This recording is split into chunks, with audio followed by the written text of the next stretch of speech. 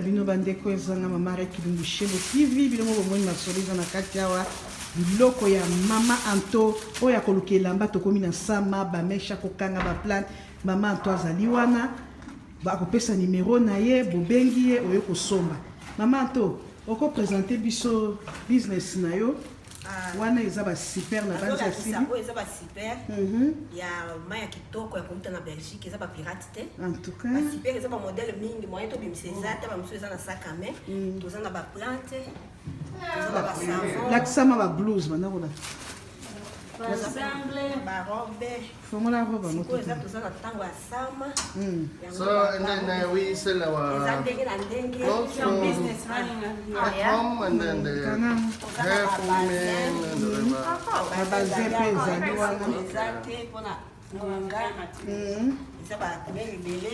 You have like time clocks?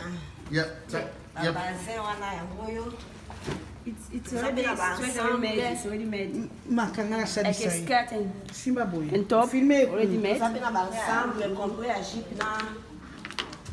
na blouse nango azana ba ensemble na epte soko zomona azomona exemple na blouse nango boya ba Australie to komi na munge ba fete yango ezoya bomoni yango ba sam soso na zo la sa jeep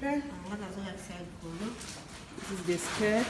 ensemble Yeah, the skirt made. Beautiful. Yeah, and the top. zomona How much are they?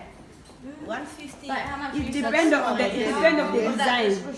Depend of the design what. same bandi ba Australie bo fongola bitema ensemble la taille nyonso ezali So any size. size nyonso ezali soko luki Yeah. advertising, so they just send it online. So mama ezwi akozwa ngai I've always wanted to get a tablecloth. Ozana ba plants pe ba plate yango oyo na ba savon yango ya toilette tango ya carotte tango ya boli kama moi karote za kitoko mpona skin Bye bye. Thank ya you. mwa solo oza na batache na elongi ya osomba savon kitoko ya karo ezali na ba meche modele nyonso bana Australie boya kani biloko ebele na kitunga modele nyonso koluka This is a phone slog. na oyo ezali Phone slogs in different colors. See? Yes. And eza na construction na ndenge ya naturel na ya eza naturel te bolobela mpe mpona business ya moninga na biso ya kolo olobi nini mpona business ya moninga na biso mwa muloko leka tumala mpona business olobi nini okoloba te mpona business ya moninga eza mpe na bakoloko ya mboka ya Zaire mobimba na kati ya Australia. ya Zaire bombelanga wana namoni eza ya monene oya monene wana eza moke makolo olobi na Brigitte olobi nini mpona business ya moninga na biso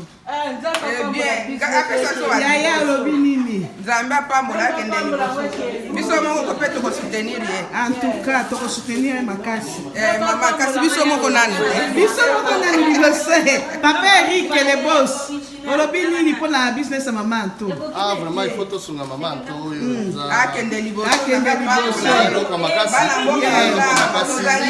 tozosungana vraiment ekopesa eloko ya malamu ah merci papa mpona bino nzambe apambola wapi yango couleur yango wapi yango lakisa matungula jaune wana